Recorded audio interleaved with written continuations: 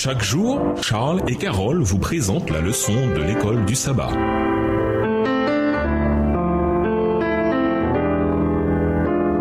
Bienvenue dans votre émission. Dieu nous parle. Nous voilà à la leçon de dimanche, le cadre de la rencontre. Lisons Jean 4, les versets 1 à 4. Pourquoi Jésus fut-il amené à traverser la Samarie? Jean 4, les versets 1 à 4. Le Seigneur sut que les pharisiens avaient appris qu'il faisait et baptisait plus de disciples que Jean. Toutefois, Jésus ne baptisait pas lui-même, mais c'étaient ses disciples. Alors il quitta la Judée et retourna en Galilée, comme il fallait qu'il passât par la Samarie. Les pharisiens découvrirent que les disciples de Jésus baptisaient plus de gens que les disciples de Jean le baptiseur. Cette situation a pu créer des tensions entre les disciples de Jean et ceux de Jésus. Les disciples de Jean, naturellement, étaient jaloux pour la réputation et le statut de leur maître, à comparer avec Jean 3, les versets 26 à 30. La réponse impressionnante de Jean fut la suivante. Il faut qu'il croisse et que je diminue. Jean 3, le verset 30. Jésus quitta la Judée pour se rendre en Galilée, sans doute pour éviter une confrontation. La Samarie constituait le chemin le plus direct entre les deux régions, mais ce n'était pas le seul possible. Les Juifs pieux prenaient le chemin le plus long, en passant à l'est par Pérée. Mais Jésus avait une mission en Samarie. Lisons Jean 4, les versets 5 à 9. Comment Jésus a-t-il saisi cette occasion pour entamer la conversation avec la femme au puits? Jean 4, les versets 5 à 9. Il arriva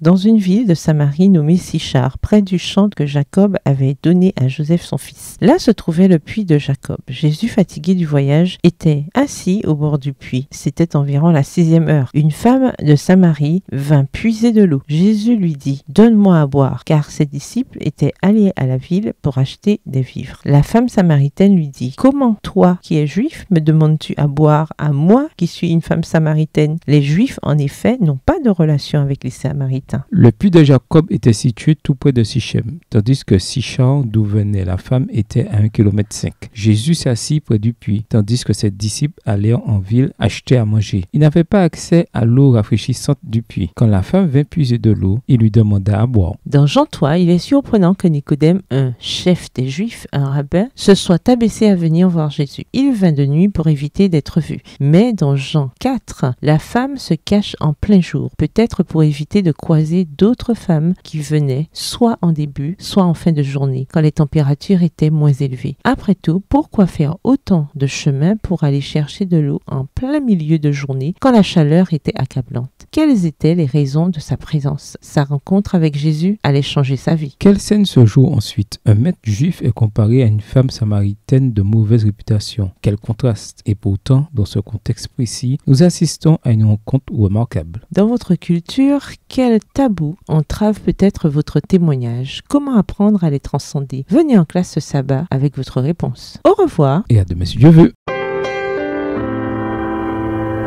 Dieu nous parle. Chaque jour, Charles et Carole vous présentent la leçon de l'école du sabbat.